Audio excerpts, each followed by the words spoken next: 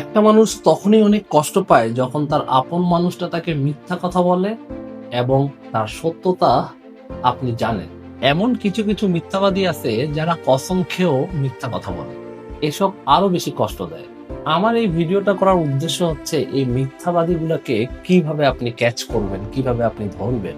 আপনি মিথ্যাবাদীর কাছে যেই পয়েন্টটা ক্লারিফাই করতে চাচ্ছেন, দেখবেন যে সে কখনো সেই পয়েন্টে থাকবে না। সে সবসময় আপনাকে তার কথার জালে ঘুরাবে। মনে করেন আপনি মিথ্যাবাদীর কাছে কোনো একটা সিচুয়েশন জানতে চাইলেন, যে সিচুয়েশনটা আপনি জানতে চাচ্ছেন, দেখবেন সে সেই সিচুয়েশনের কথা কখনোই আপনাকে বলবে না।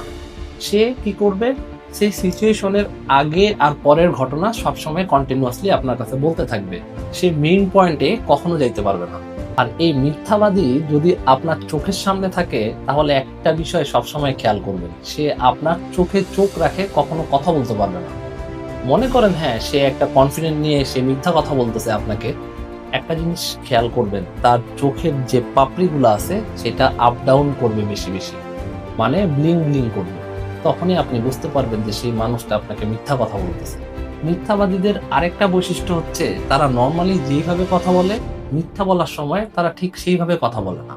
হয়তো তাদের গলার টোন চেঞ্জ হয়ে যায়, অথবা তারা হচ্ছে যে আগে যেভাবে কথা বলতেছিল, যে মানে আস্তে ধীরে যদি কথাবার্তা বলে নর্মাল অবস্থায়, মিথ্যা বলার সময় দেখবেন যে খুব দ্রুত কথা বলতেছে।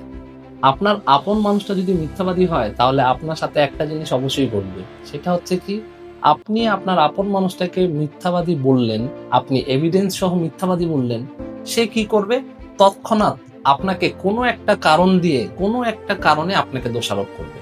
মানে সে সেই পয়েন্টে থাকতে যাচ্ছে না, সে হচ্ছে যে তার নিজের যে দোষটা স্বীকার না করে কোনো একটা দোষে আপনাকে দোষারোপ করতেছে। আপনি যদি আমার ভিডিওটা দেখে থাকেন, তাহলে অবশ্যই এটা বুঝতে পারছেন যে কিভাবে আপনি মিথ্যাবাদীকে চিহ্নিত করবেন।